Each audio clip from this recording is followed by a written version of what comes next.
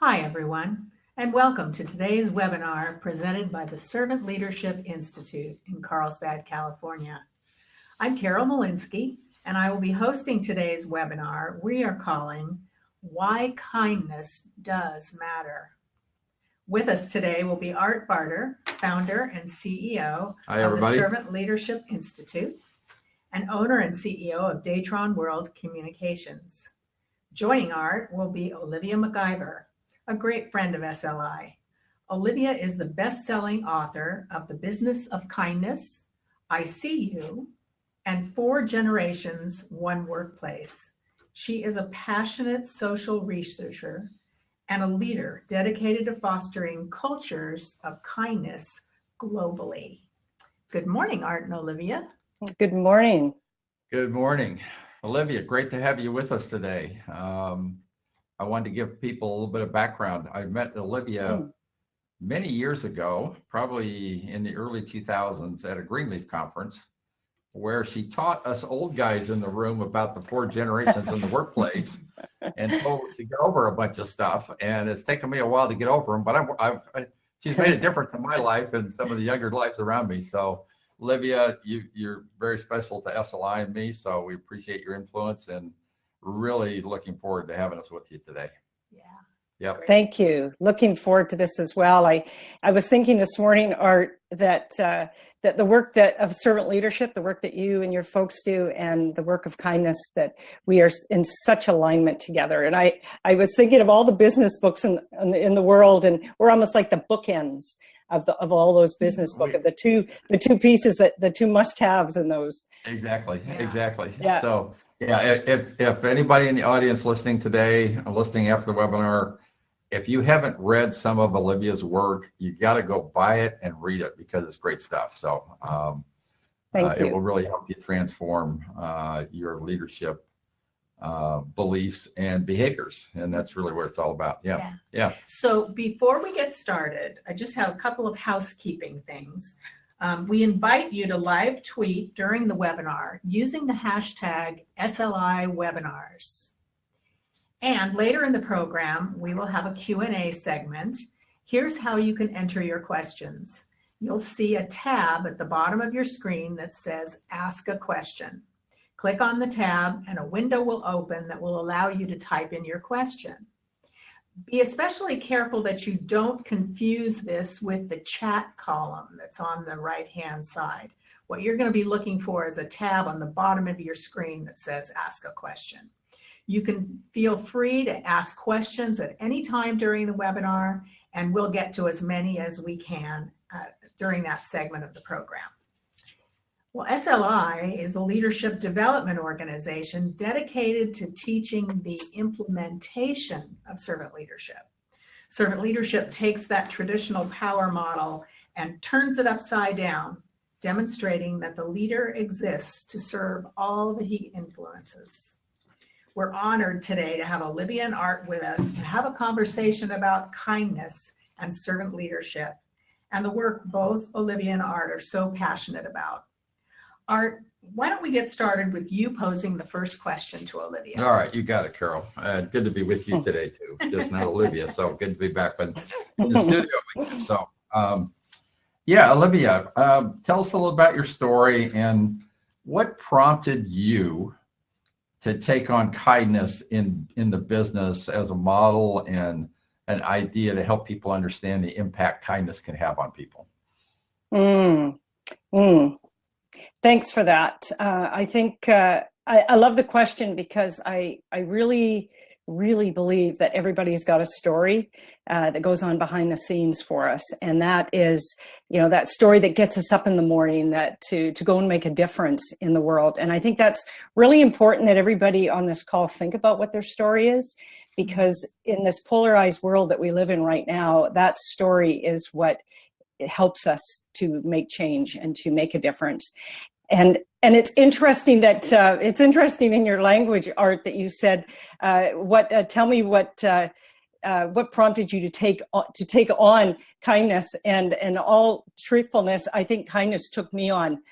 So I have to flip that a little bit, kind of like your pyramid is flipped. because it wasn't something that I believe I actually had an option for. Mhm. It was it came and it found me in many different ways. And I think that we have these defining moments in our life, and they propel us. They either paralyze us or they propel us forward. Those are the two options that we have. And as early on in my career, as a young HR professional, I had all these ideals around how I was going to put the human back into human resources, to be quite frank.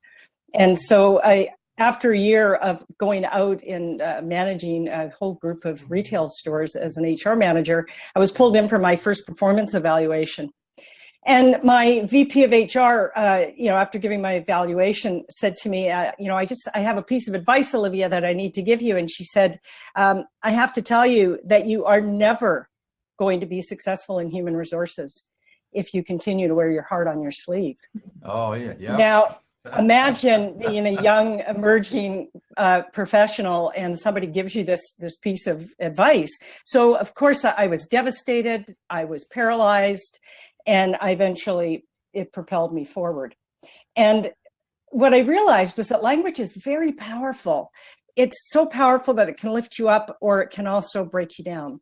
And we have to be very careful of what we say to people. And so for a year, I spent thinking it broke me down, and I thought that I was broken and I needed to fix myself somehow.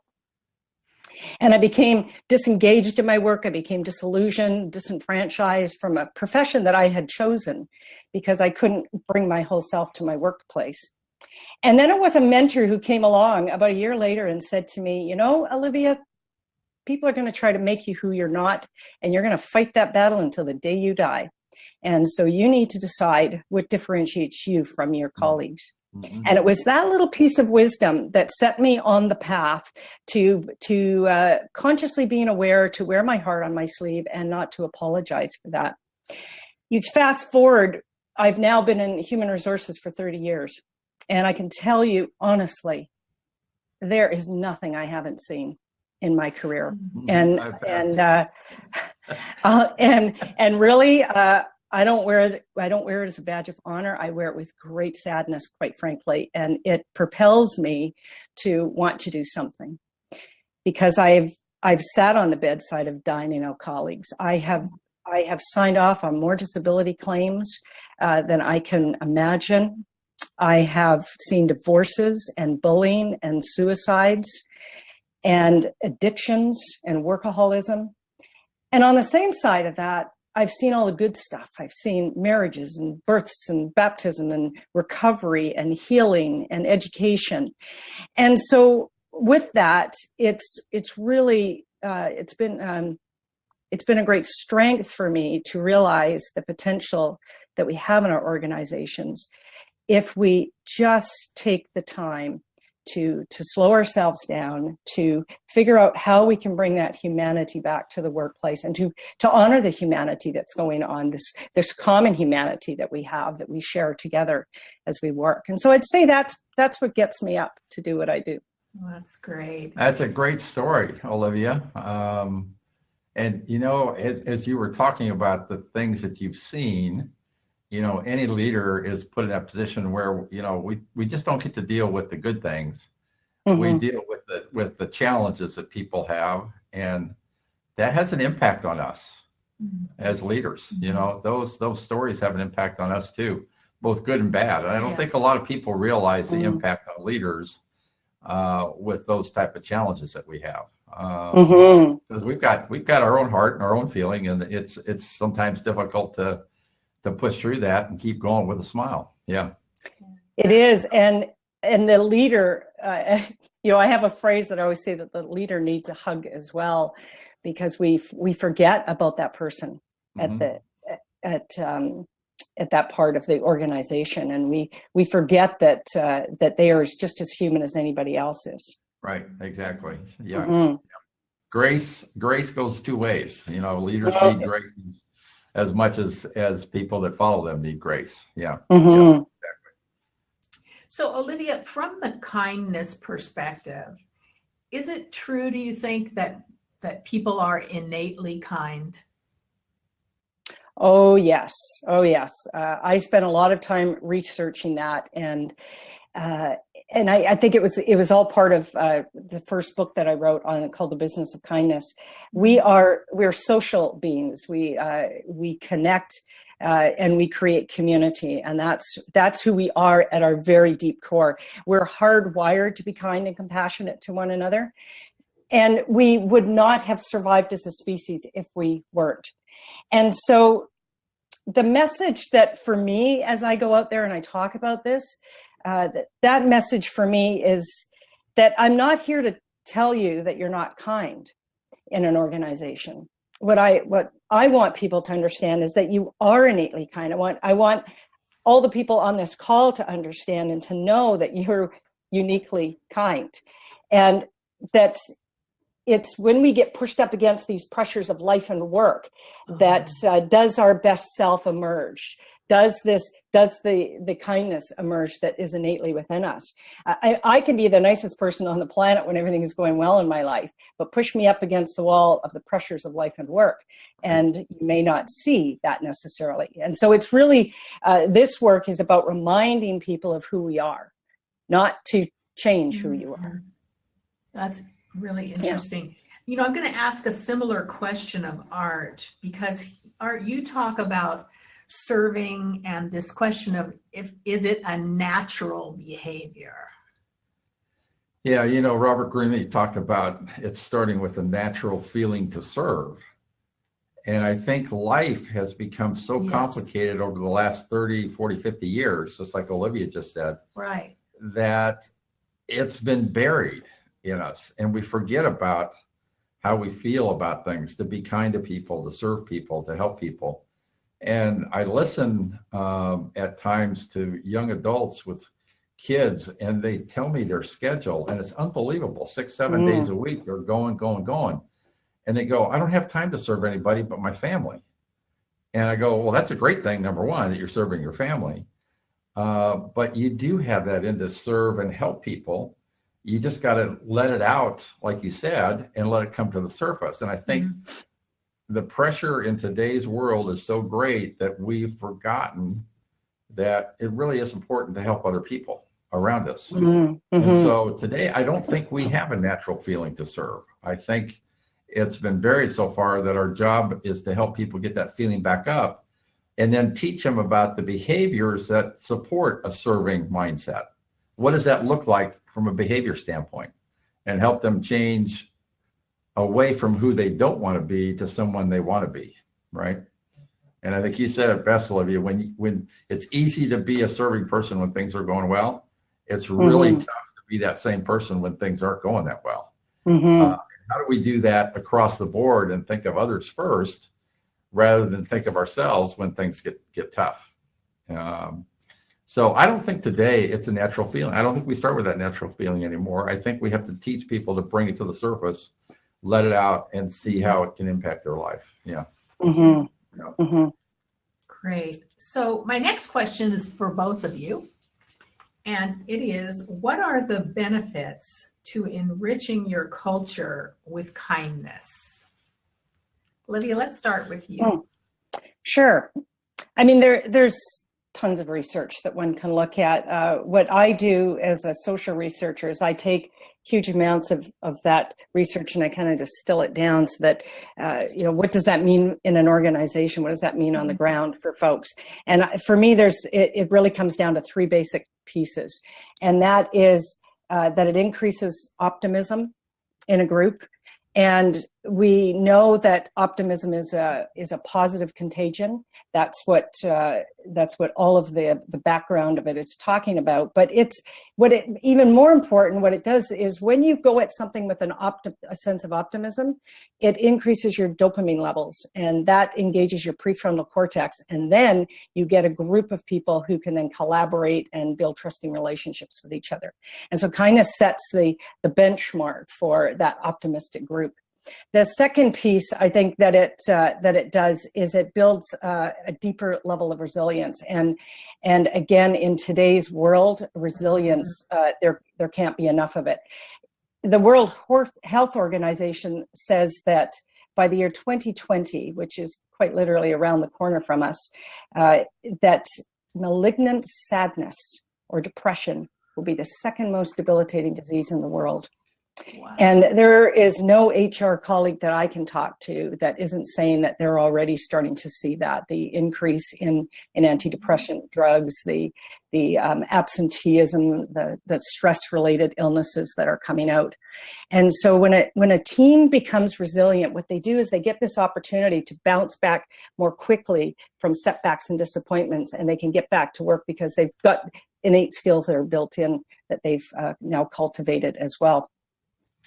And so the burnout becomes less. And the third piece would be that there's this sense of increased sense of belonging. Again, we're social people. We want to create connection and community with others. And so when we see, it's sad to say, but we're seeing a rise in incivility across organizations. And some of the research is showing that one incident of incivility, you being rude to me or not thanking me for a job well done, and those are just some of the basics. I mean, incivility can get all the way to criminal. That there's actually a decrease in a person's effort up to 48% after that incivility has occurred. And so when we think about this sense of belonging, then perhaps we can lower the incivility that we have amongst teams. We need to strengthen our social connections. It needs to be a priority in the workplace. And I think kindness is one of the ways that we can do that. Yeah, that is Wow. fascinating. Wow. I don't know about you guys. I got a whole bunch of notes here, man. That's amazing. So let me add a couple things from a servant leadership perspective for people to think about, because it is, when you work on culture and teams feel like they're part of the community, they will treat each other better. They'll learn to help each other when others are in need. And I think what I've seen and experienced is people actually will sense there's something wrong and will reach out to someone before they even ask for help, right? We become more sensitive about how people feel and whether they're down, whether they're up, et cetera. So I think the team comes around them more and helps the ones that are struggling. And one of the stories I remember is the geese story I share all the time, Carol, is when one of the geese are down, is injured, two geese go and help it, right? And that's what I was thinking about as you were talking about belonging and community, that regardless of what we're going through, good or bad, the community is the strongest part we can have in the company, because we either succeed together or we fail together. It isn't, we have one individual here that's doing great. It really is a team effort. And then when you revolve around a great purpose and everyone understands why they do what they do in a company, and values are lived, personal values align with company values, people go, man, I really want to be here. And I can only imagine that has a great impact on the kindness level that people will pass out to others, because they're in an environment where they want to be there. They want to get up and go to work. And I remember one CEO of a large company back east once told me, he says, when people leave my campus, my job is to make sure they want to come back in the morning. Lovely. Right? Yeah, want to come back. Yeah. And so as I was listening to you talk about optimism, resilience, and belonging, that's all an environment where, man, if we can learn to do that together, we can have a great culture and a great company and have a lot of fun together, right? And succeed. Yes. Yeah, great. So let's turn a moment to the idea of strategy. Olivia, why does business need to consider kindness as a strategic model? Well, the way I see it is that we are at an evolutionary place in organizations where the old models aren't necessarily working anymore. And they've become quite passé. I've always loved this quote by Dale Carnegie. He says, if you always do what you've always done, you will always get what you've always got. And I think that we keep doing what we've always done, and we're getting exactly the same result over and over again. And I think it takes a lot of courage to step outside of that and look for some new ways, some new language of how we are. And we know we're getting what we always got, because if you can look at the most recent research that shows that 1 out of 7 people globally are disconnected and disengaged from the workplace. So we're not improving anything on a global level, and we need to think globally because our organizations are global. And we also need to keep in mind that kindness isn't a transaction. It's not a checklist that one has. It's a way of being. It's how you show up in your workplace. And that's not something that we traditionally talk about. And so it's really, part of that strategy is now starting. I think we need to start having the conversation of how do we bring our character to the workplace? How does character become part of the strategic model of how we are talking? We've got to go deeper. Engagement, we've been talking about that word ad nauseum for years, and we are not getting improved, like I said, on it. So how can we change? How can we deepen that word? How can we deepen the word team? How can we deepen the word empowerment? How can we literally change the language that we're using in workplaces? And I think that that's where the strategy comes, that it needs to be incorporated into that. I'm enough with the bullying, enough with the competition attitude that we have. I think we need to get to co-opetition, and that is at all levels of the organization. The strategies need to change, or we're not going to change at the local level, and we're not going to certainly not change at the global level. So I would really challenge the people on the call to really think about what is some new language that you can explore. What are some different ways that you can start to look at your strategy and put words in like servant leadership, put words in like kindness, gratitude. Let's find some new ways to language our strategic models. Yeah, that's great. Art, what has been your experience with servant leadership as a strategy? Yeah, I want to comment on something that Sure. Olivia said. We've got to change the language, and we can't be afraid to call it what it is. Mm-hmm. If we want to work on kindness, let's call it kindness. Don't give it a word that nobody can understand, or we write 10 pages to explain what kindness is, right? And that's why we call servant leadership, because serve is a verb, and it requires you to do something for someone else. And so let's call it what it is. And I agree with that, man, 100%. We've got to change that language. From a strategy standpoint, servant leaders, they turn that org chart upside down, and they focus on helping other people be successful. But I think this is the one thing I want to leave with the audience today. When you're a leader, you need to recognize and meet people where they are and understand that there are some people in the organization that will never be happy with you in the room, because the letters CEO, in my case, scare people. It scares people. And so for me to get the person to really put real problems on the table, I have to leave the room. I can't be in the room. And leaders don't understand that sometimes the best thing they can do for their teams is get out of their way, get out of the room, and let them solve the problems on their own, instead of trying to control everything that goes on in the company. And leaders just want to stay involved in everything. And they have to understand that a lot of people won't open up when there is a authority figure in the room. And so we have to create that safe environment. How do we create a safe environment where kindness can actually be elevated in an organization, and a focus on servicing other people can be elevated in a company?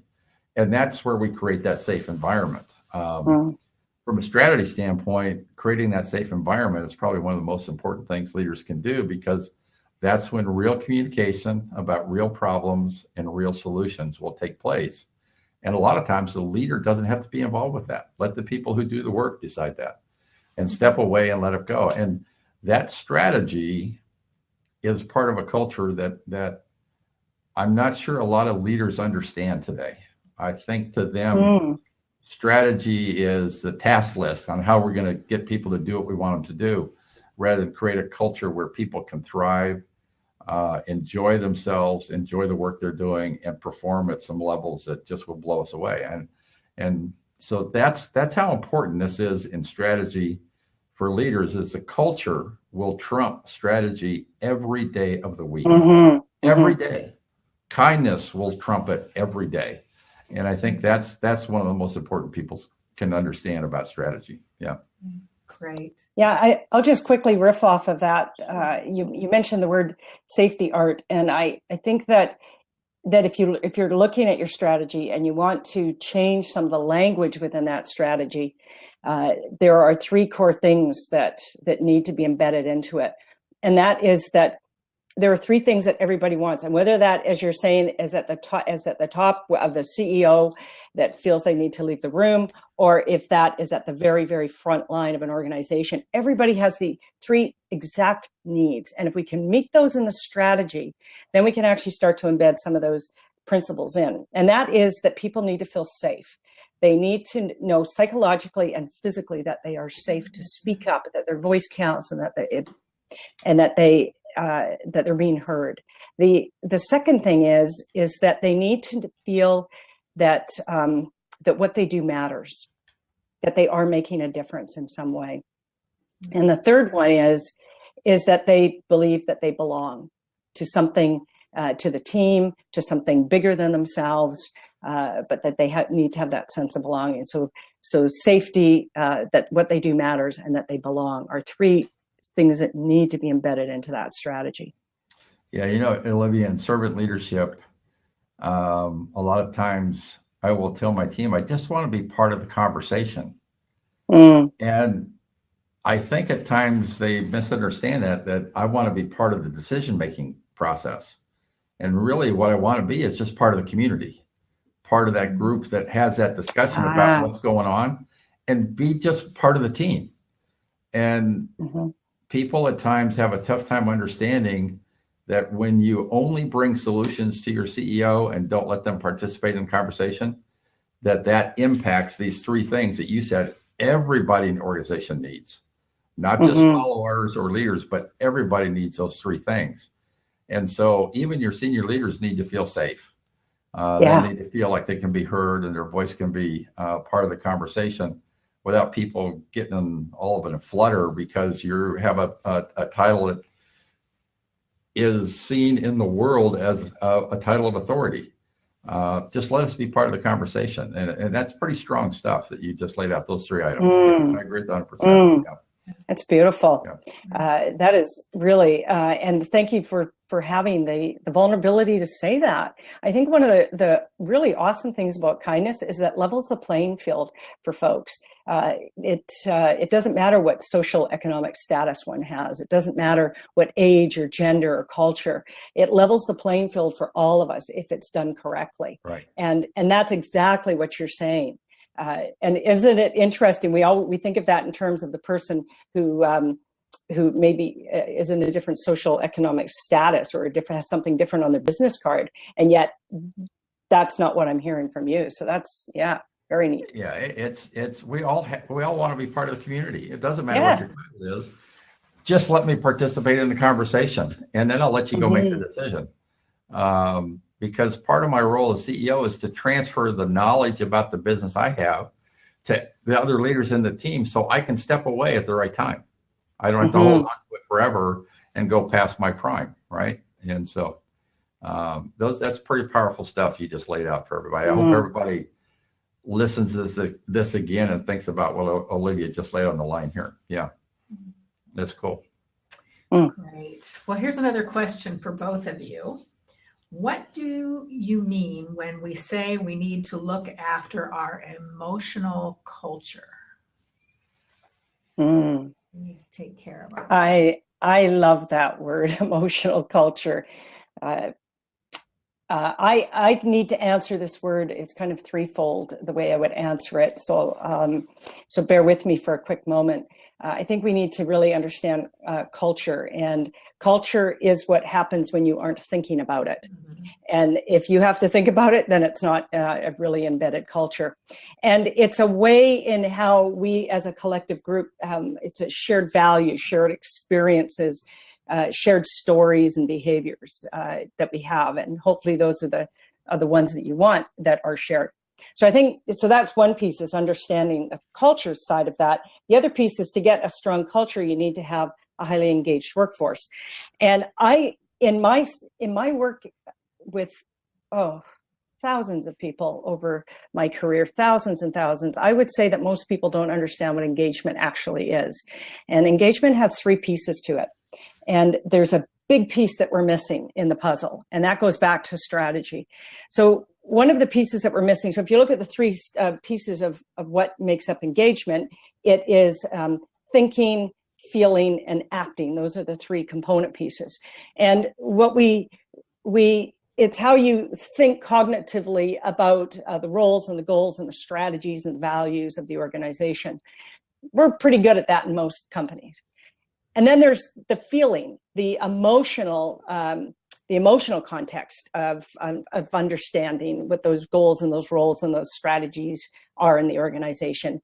And when you put how somebody feels about those together with how they think about those, then they can act with discretionary service. Right. Then they go above and beyond the call of duty. Yeah. But what we're missing in organizations is the feeling part, because we don't want to talk about that stuff and the emotions. Yeah. So all that we want to do is we're going to say, okay, I'm going to tell you cognitively what are the goals and the roles and the strategies. And then I want you to go out and act with discretionary service. And we wonder why we have 1 out of 7 people aren't engaged in the work that they're doing. Well, it's because we don't want to talk about the emotional culture with folks. And the emotional, we look at I think of an organization as a live, breathing. If you look at the word organization, the first 5 letters are organ. I mean, it's a breathing entity, if you allow it to be. We look after the physical being of that, the environment, the building. We look after the mental, the intellectual capital of the employees that are there. We look after the financial and the bottom line. But we don't want to talk about the emotional part of that body. And who are we without our emotions? Our thinking is very impacted. Our thinking is very limited if we don't include the emotional piece of how people feel. And what we need to do is manage people's feelings as much as we manage their mindset. And we're not willing to do that yet in organizations. And for me, the whole movement of kindness is about managing that emotional culture piece. Right. And, feeling never makes it to the top of the task list, right, Olivia? It never makes it to the task list. I'm going to work on feeling because nobody wants to talk about it. And what I find curious in talking with leaders, helping them to understand that when they get a negative reaction from someone when they're interfacing with them, that 90% of the time it has nothing to do with them. It has to do with a past experience with another leader, something that goes on with where their emotional state is, and it has nothing to do with you as a leader. So set your own feelings aside and go try and understand what that person is feeling. And empathy is that part where when a leader can actually feel what that other person is feeling, now we're really ready to serve them. But if we're not willing to take the time to listen to understand what they're feeling and feel that way, and we keep our own emotional barrier up, there's no way we can help that person because we're not willing to help ourselves first in dealing with the feelings that we have. And that F word is so strong that a lot of leaders don't understand. It's a big issue. Like you said earlier, you wore your heart on your sleeve. Leaders need to let their hearts out and be vulnerable and talk about their challenges and let people know that, hey, we're real people and we have real issues too and challenges, and that nobody's perfect. And understanding that life in general impacts how people behave, the better we can understand people and why they do things the way they do based on their experiences and their stories, man, now we can help them. We can help them get better. We can help Yeah. them grow. We can help them move on. And then I think the other thing that's important is there are some people that you're never going to be able to help. And leaders need to understand that there are some people that just don't trust anybody and have done it for so long that there's no way they're going to trust anyone the rest of their life. And don't feel like you failed. It's just that person's not willing to accept the hand that you're extending out to it to get past that challenge they're having. So understand that not everybody's ready to do this. And you hit it dead on. People in companies don't want to talk about feelings. They want to talk about tasks, strategies, initiatives, goals, but don't tell me how you feel, because I really don't care. How many times have we heard that in corporate worlds where I don't want to know your feelings. I want to know what you did yesterday. Yeah. Yes. Right. Yeah.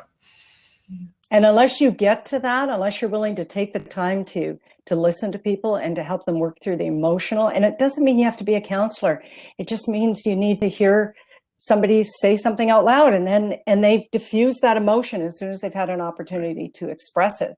It's not, it doesn't take a lot of time to do that, to reach out. One of the things I try and tell leaders to understand is turn your phone off or upside down, not on vibrate, turn it off, stick it in a drawer or something, turn your computer off, or go to an environment that has some couches or the lunchroom or somewhere where you can't be distracted, and give that person your full attention to try but you can't do it when you're multitasking. You just can't do it. And we've got to get out of this multitasking world that we're in. Yeah. But anyway, we need to start. And well, part of that is the strategy. It goes back to that. If you start to embed that, if you start to embed empathy, if you start to embed parts of their emotional culture into job descriptions, into your hiring practices, that's the kind of people that you're looking for, then we start to turn the culture around. Right. We don't do that if we don't give people permission to do it. So it's what's interesting is when you start down this path of culture change and you want to help people understand what empathy is all about, that requires us as leaders to reflect on who we are and who we want to be. And that's another scary thing of emotional intelligence that leaders don't realize, because you really have to start with yourself, right? Yes. But you touched on something earlier. I'm going to go back to with another question. You mentioned character. And I really believe that we need to change our hiring practice to hire for character first and competency second, instead of hiring for competency and then wondering why the person's not working out because they don't fit into our culture, right? Hire for that character that we're looking for first. Yeah. Yeah. Yeah. Great stuff, Olivia. Great stuff. So Olivia, is there a reason you use the term culture enrichment rather than culture change? Yes, and that has been the school of hard knocks that have taught me that one. I've been on this journey, for a long time personally, but I would say more overtly in organizations for the last 20 years. And one of the things that I've come to is that this isn't kindness is not about changing your culture. And because there's nothing wrong with your culture. You've worked hard for that culture. You've created your vision, your mission, your values. You have branded it. And you need to be proud of that and take ownership of that. And so kindness has nothing to do with changing culture. What it's about is enriching or enhancing your culture with some different ways of how you can practice. Right. And that's why I don't use the word culture change, because I'm not out to change anybody's dynamic of what they've done in that brand that they've done. It's about embedding those character pieces that you're talking about, Art. How do we embed good character traits in? How do we embed and weave in kindness principles and philosophies into everything we do, from the time that we hire? It's the entire life cycle of an employee, basically. Right. How do we change and embed into that? That's how you enrich a culture. It's not about changing a culture. Yeah, So that, yeah. yeah. Once once you put that purpose and values in, now it's working it, elevating it, enriching it, whatever you want to call it. It's just, hey, we need to get better at it, and that's just a continual change to get better. Olivia, let me ask you. You have something called the Kindness Engagement Index, and as a person with a finance background and I love indexes. I do a trust index that I just love, right? So tell me a little bit about this Kindness Engagement Index. Well, this is really interesting because I have, for many, many years, anybody who knows me well knows that I have fought up against creating a Kindness Engagement Index, because for me, it's like, it's kindness. Why do I need to prove that it actually works? Right. Come on. Right. And yet, I knew that was an important piece to do, because we measure in organizations. That's how we are. And so what it is it's based on the 3 themes of kindness that I have, which is kindness to colleagues, kindness to self, and kindness to community. And those are the 3 main themes. And underneath each of those themes, over the years, what I have, after this 30 years in HR, what I have learned is what creates a really a kinder environment, and what creates that engaged environment. And putting those 2 together, I have 12 character building traits that I call them. And so each of those 3 themes, kindness to oneself as an example, is where you start, because if you're not kind to yourself, then you have nothing to give away to anybody else. There are 4 character traits that go under that. So as an example, that would be authenticity, attitude, excellence, and resilience. Kindness to colleagues is about trust and compassion and friendship. And kindness to community could be your community that you work with, your community at large. That would be things like responsibility, integrity, inclusion, and service. And so those 12 traits are dimensions. And we are able to go in with 2 questions for each of those, and we can measure the dimension of each of those in your organization. So we are able to stand back at 30,000 feet and say, this is a snapshot of where we see, based on these 3 themes and these 12 traits, to be able to hear what people are saying. And so what we're doing is we're going beyond your traditional engagement, and we're going down into the emotional culture of the organization, Gotcha. being able to look at it.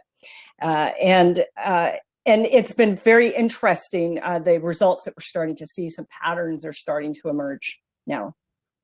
That is fantastic. I think we ought to do another webinar just on the Kindness Engagement Index that you're talking about, because that's just fascinating to me. So my takeaway is that you're actually peeling away the engagement aspect that we all love to measure. Companies love to measure engagement. What does that really mean? What are the components of that? And how do we get down to the level and measure below the engagement to really see what we can do to improve that in ourself, in our colleagues, and in our community? I think that's amazing. Yeah, so we're measuring the emotional culture, I guess you could say, in a sense. And one of the interesting things that we've learned is that in the helping professions, resilience comes up standardly very low. And that is a huge aha moment for people when they're able to actually see that they're not looking after themselves, and wonder why they have no reserve left for anybody else. Another thing that we're starting to see is this triangle, I call it, where when friendship is low and inclusion is low, trust becomes low. Yep. And how important that triangle of friendships and inclusion is. Right. So it's giving people some really interesting tools to be able to go, I can work with that. That makes sense. Yeah, I'll support that and tell everybody that the indifference we show people is probably one of the worst things we can do to an individual, is the indifference we show people. And that goes along with what you're saying, Olivia. Yeah, great. Wow, this is amazing stuff. Wow. So I'm going to ask one more question as a closing question, and then we're going to go to our audience. What would be a couple of things you would recommend listeners do differently tomorrow? And this is for both Olivia and Art. I would start off and say, look at yourself first. And start with yourself. And anything that you heard Olivia talk about, or I talked about, pick 1 or 2 items that you start with yourself tomorrow. Don't start with someone else and say someone else needs to improve. Start with yourself and go, what can I improve in so that I can get better as a person? And start with yourself. Yeah. Olivia, how about you?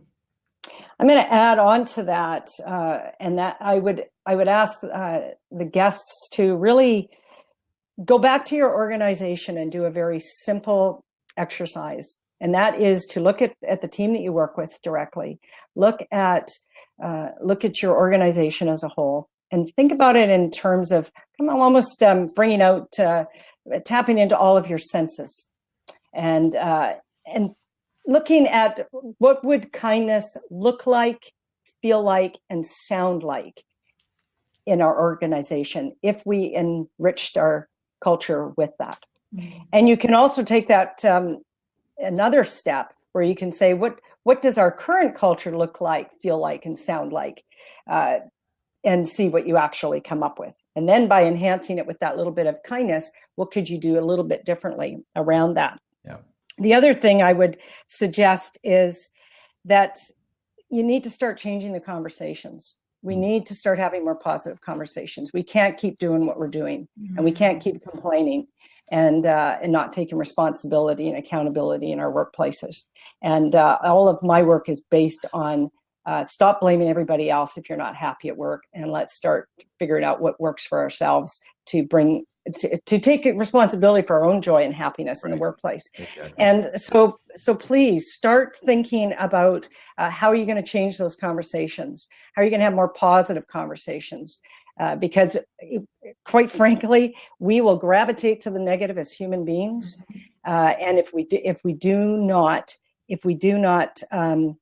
focus on the positive. Right. And do that with yourself and with others. That positive conversation is that person you see in the mirror every morning.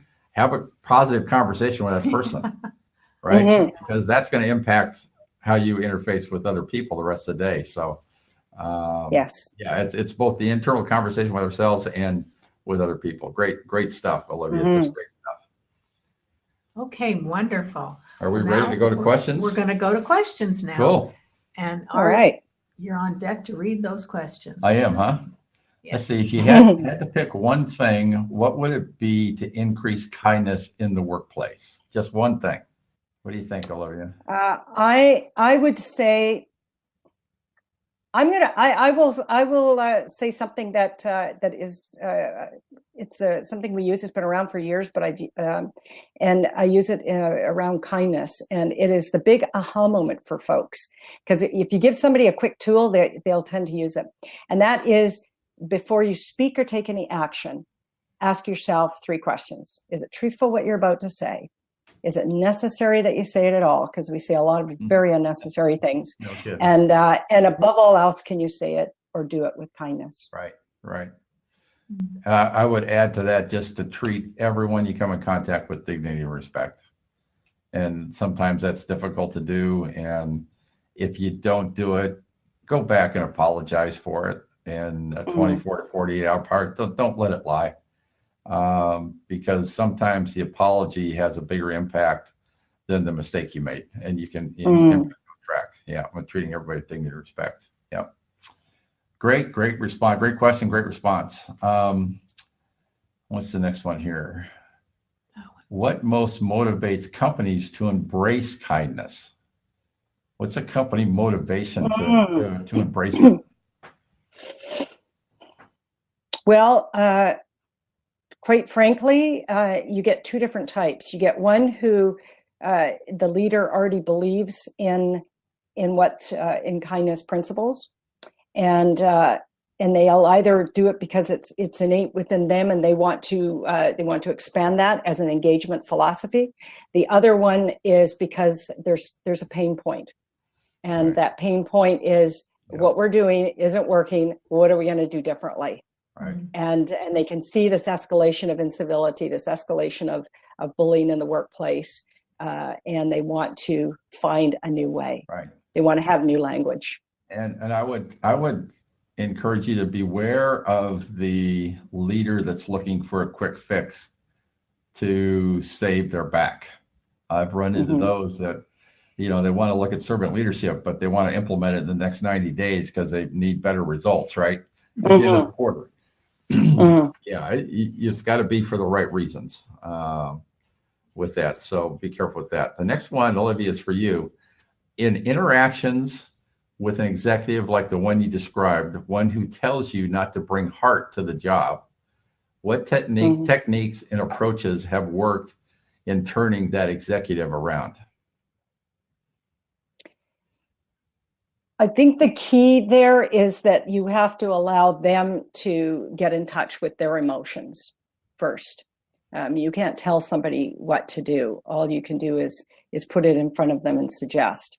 And so when people find their own stories, when people find their own humanity, that's when you tend to see the change happen.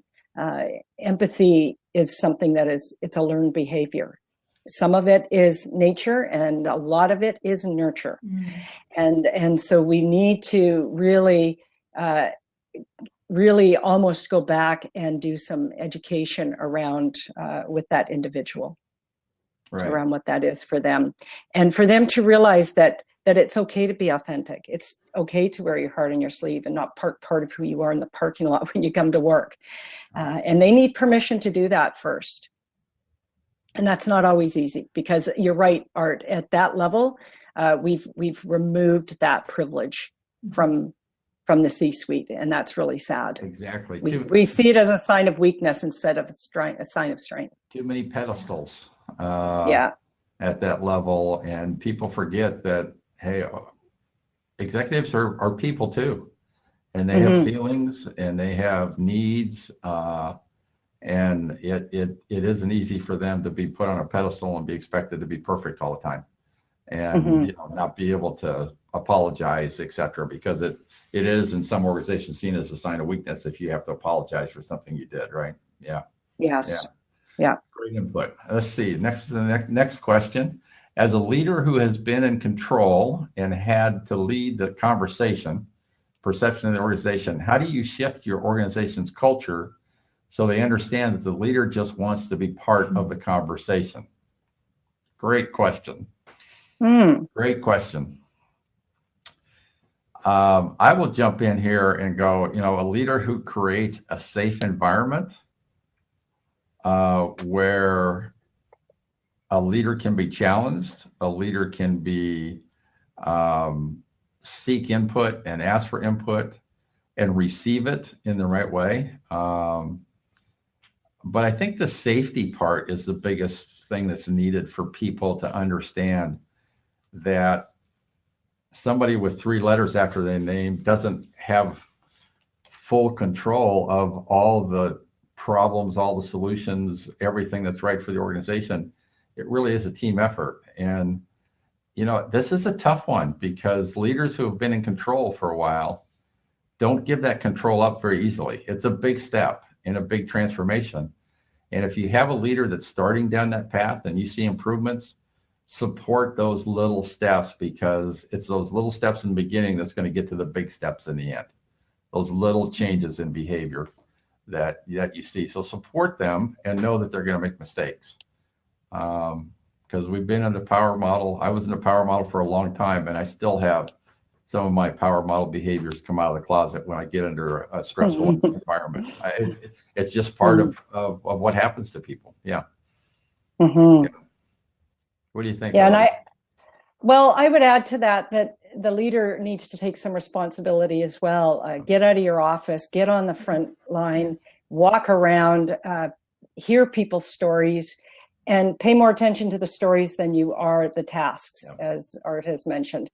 And when you do that, and people know that they feel safe with you, there are no consequences for speaking up and voicing, then people will start to invite you to the conversation. But the more that you create that hierarchy, the less invite you're going to have, because just as Art's saying, he has old patterns. There are old patterns that are embedded in the organization that are around the perceptions of the leader. So I think the leader is the one that has to step out and get out of the office and get out of the meetings and go to people on a one-to-one human basis with people. Yep. I agree 100%. And a lot of times in meetings where problems are being talked about, step out and let the conversations go on without you. That's how we create that safe environment for people to change. Is step away and let the team take what you've trained them on, take the education, make the decision, and come back and tell you what the decision is, and then support that decision. Don't try and overrule it. Yeah. How are we doing time-wise here? We got a question here. How do you deal with people who are not willing to trust you? Well, that's a loaded question. Boy, That one, isn't it? it? Yeah, exactly. Well, trust is such an interesting topic. We could do an entire hour on that one quite easily. But thank you for the question, because I think it is a really difficult one. The thing I've learned about trust in organizations is that so much of it is about perception, and that my perception's my reality around that particular topic. There are no 5 flamethrowers of how to build trust, as far as I'm concerned. The best thing you can do is to put it on the table, and if you sense that a person or people do not trust you, then you need to just face front that and have that conversation and say, this is the perception that I have, and let's talk about that in a safe environment where we can figure out what that looks like, and because trust looks very different to very different people. There is no perfect bullet for it. Yeah. And I would encourage people to look at your behavior and see if you're extending that trust that you desire to have in return, because there are behaviors that support a trusting relationship. And then what Covey says is there's counterfeit behaviors. And what I do when I have a relationship that's a little stressful, I'll start with, what are the counterfeit behaviors that I'm doing to impact that relationship? And if I'm willing to change and do some things different, the other person may be willing to change and do some things different.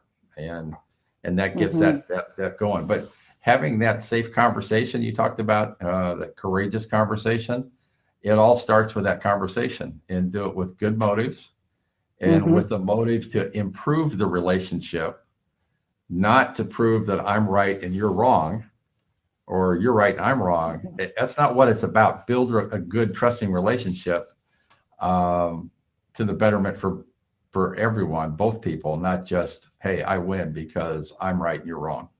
Yeah. Yes. Yeah.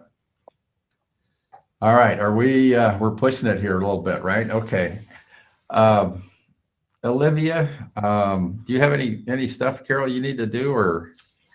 The only thing I want to do is talk for a minute about our conference, because Olivia is going to be there. Oh yeah, I am so looking forward to it. Olivia, I already have 4 pages of notes here, so I can't wait to get you to the conference and just sit in front. All right. And take a bunch of notes. So good stuff. Yeah, it's good stuff. So Carol, go ahead and tell everybody about our conference.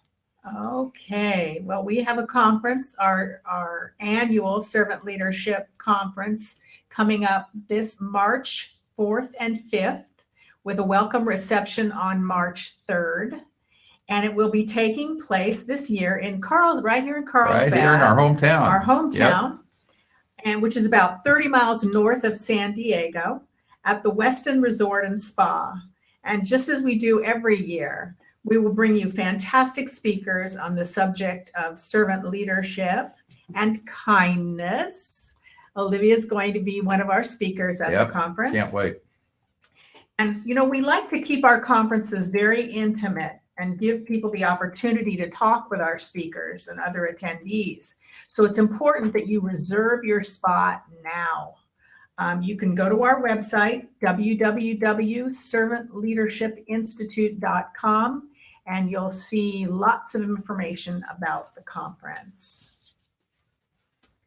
So any thoughts you'd like to leave us with as we close today's webinar, Olivia and Art? Well, my final thought would be to keep making a difference out there. wear your heart on your sleeve, be courageous, have those conversations, put new words into your vocabulary, and don't back down from those words.